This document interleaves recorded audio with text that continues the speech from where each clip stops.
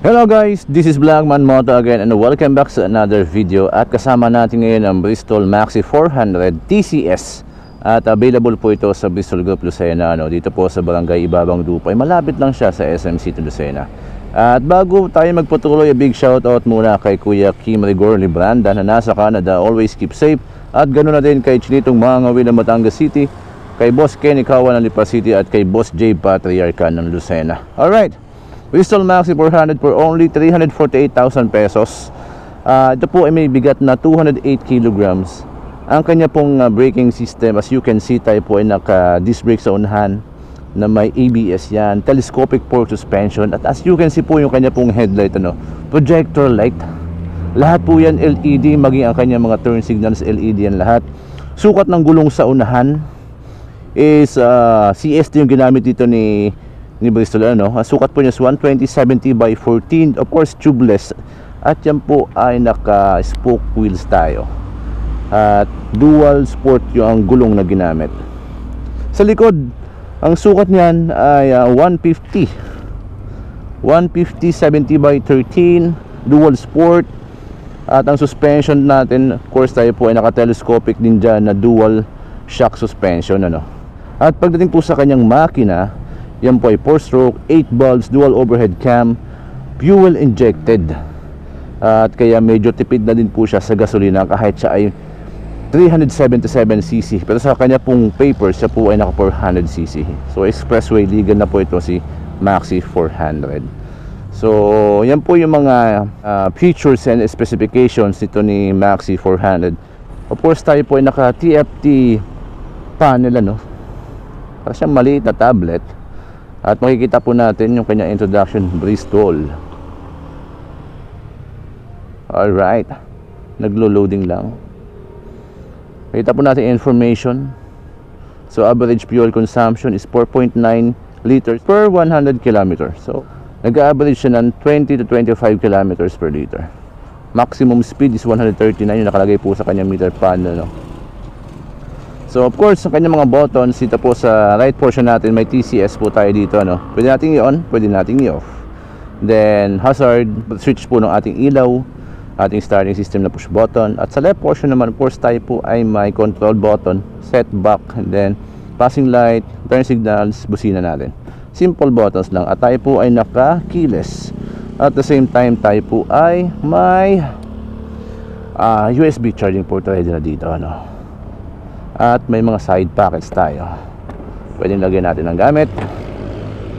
Kagandahan, dipihit, hindi siya dipindot, dipihit siya. Alright. At ang kanya pong compartment ay nandito, medyo mababaw na malaki ang kanyang compartment. At may fuel tank capacity na 17.7 liters ang kanyang capacity. Medyo malaki, At kapag malaki yung tank, of course, mahal din kapag tayo magpa-full tank.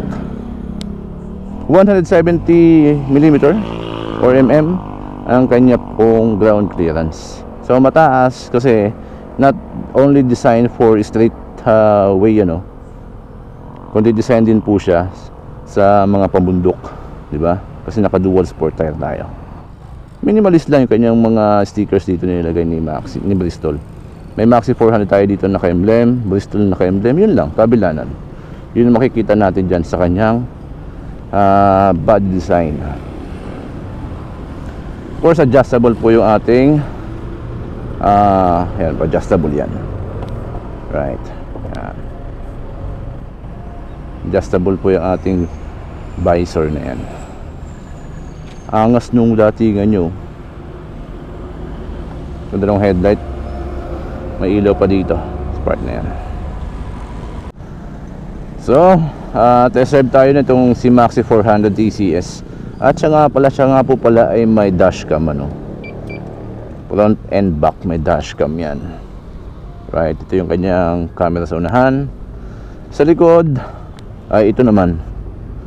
So makikita naman natin dun sa ating meter panel yung ating dashcam na yan. So yan po yung dashcam natin, naglo-loading lang. Yan, diba, kitang kita yung likod at harap natin. So Test drive tayo, and disclaimer lang ano, hindi tayo expert pagdating sa mga review ng mga ganitong motorcycle. Yung mga masasabi ko, for personal preference ko lang yan, aside from engine specs at other features ano. So pag i-start nya, normal na paggamit ng scooter. Alright, ang laki. Then mapapansin nyo yung kanyang upuan, di ba? Oh, kanyang upuan, pwede ka sumandal, di ba? At yung kanyang grab bar, di ba, ang ganda, naka-ready na for top box. Let's go, ingat po tayo.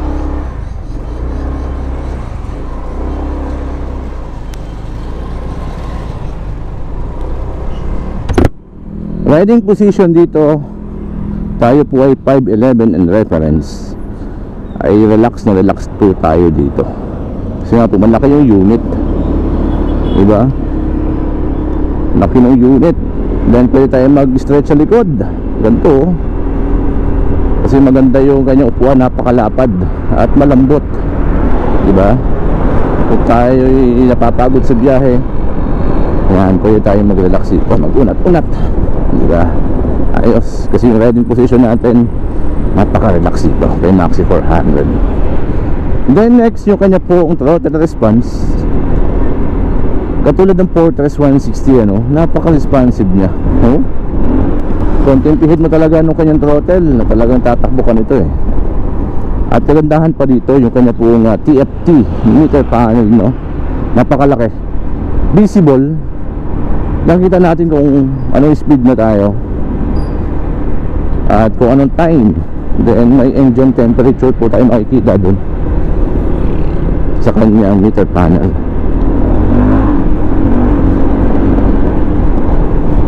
Yung kanyang suspension, okay naman yung play eh. Kanyang suspension, since siya po ay designed din for dual sport eh, kung si Maxi 400.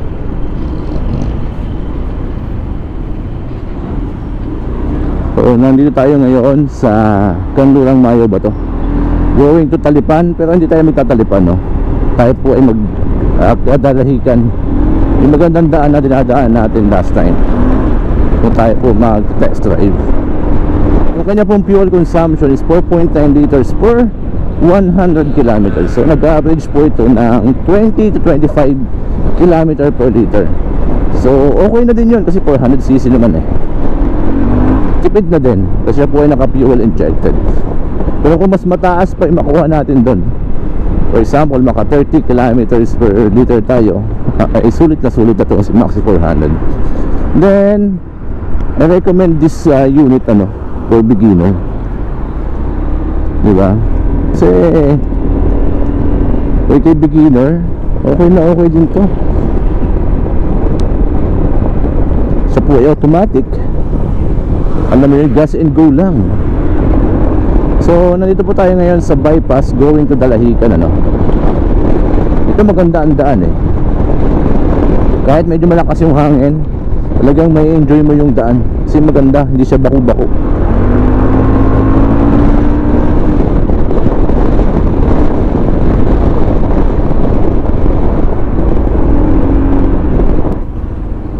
At dun po sa mga magtatanong, ay available po itong Maxi 400 sa Bristol Group Lucena. Madali lang po siya matagpuan kasi siya po ay katabi lang halos ng SM City Lucena no?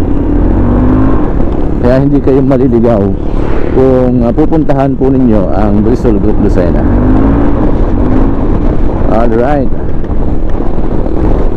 kagandahan dito, naka dual channel ABS tayo ano? Sulit na sulit yung kanyang braking system. At bukod pa doon, naka TCS tayo, may traction control system, diba?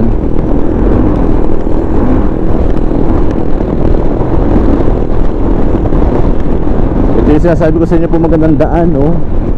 So siya po ay hindi masyadong malawak na daan, pero at least maganda. We can enjoy the view kasi ang daming puno sa gilid at mga baka, palayan. So matataba ang baka dito kasi as you can see, napakadaming damo.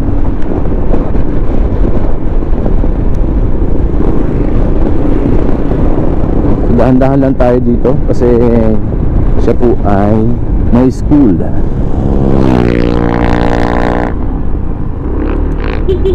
Yung busina niya ay ano pa yun, stock pa. Lahat po dito sa unit to ay stock pa din, wala pang pinapalitan. Alright, woohoo! Suabe.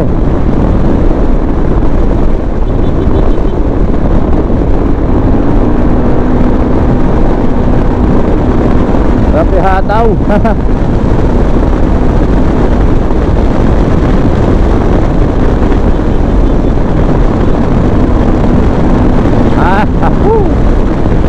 Yung pleno ay hindi ka bibiguin kahit lampas 100 yung takbo mo at magpipreno ka. Sulit na sulit, smooth yung pagbagal ng takbo.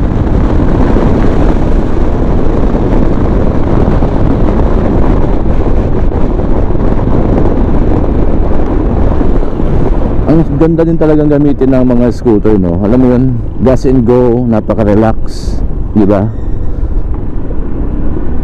Kung ayaw mo nang masyado napapagod sa biyahe at mahilig kang magmotor, di mag-scooter ka, di ba? Pahinga yung paa natin, kahit mag-stretch yung paa natin, walang problema. Kasi kapag tayo naka-manual, nasa preno yung isa, nasa cambio yung isa. Ito, wala, ayan o, upo ka lang, pihit ka lang ng manibe ng silinyador, preno, yun lang.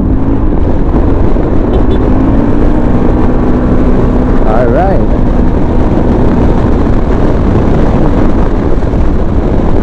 Ang lakas ng hangin kasi open area siya, no? Para ako nasa Marilaki. Ang ganda ng daan.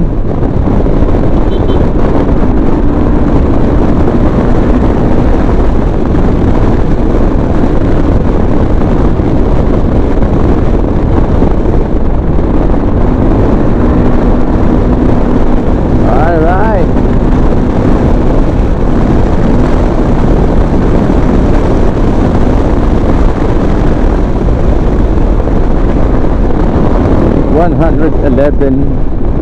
Yung kanya po 139 kilometers per hour, yan po ay lalampas pa tayo dyan kung gagamitin talaga natin ng sagat.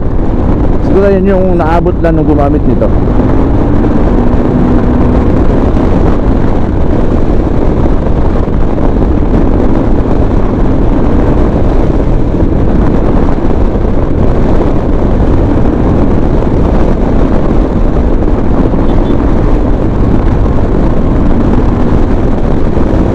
Suabe. Sarap talaga mag-rides, no?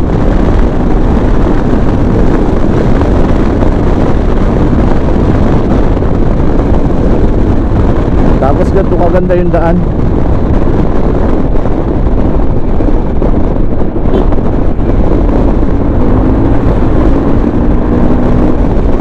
Ayos na ayos.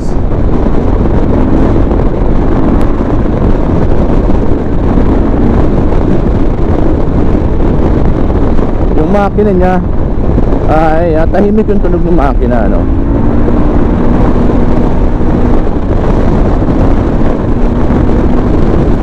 Stability, oo. Okay na, okay din. Sulit yung preno. Sulit. Alright, so yan lang po yung masasabi ko about Maxi 400 DCS Bristol, ano? Okay na okay itong unit ito, kahit sa mga beginner na gusto magkaroon agad ng legal expressway. Same presyo nyo is 348,000 pesos in good for cash and financing naman po yan dyan sa Bristol Group Lucena, ano? At madali lang po siyang gamitin, gas and go lang. Kahit may kabigatan ay kapag ginagamit na natin yung unit, magaan na diba? Magaan na. Then ang kanya pong ground clearance is 170, 730 mm yung kanyang seat height. Ano pa din, Pinoy friendly pa din yung kanyang taas ng seat height niya. Kasi kapag ako po ay naka-pwesto dito, sabot ko pa naman yung semento ng dalawang pa yung kalsada. Kahit diba? Kapag nasa traffic ay walang problema. So disadvantage lang talaga ng mga big bike sa traffic ay medyo, alam mo yun, mahirap isingit. Mahirap isingit. So that's given naman sa mga big bike. So alright, dito po nagtatapos ang aking video. Maraming salamat po sa inyong patuloy na pagsuporta sa ating channel. Kita-kita ulit po tayo sa susunod na vlog. This is Blackman Moto again. Ingat po tayo palagi. Ride safe and peace out.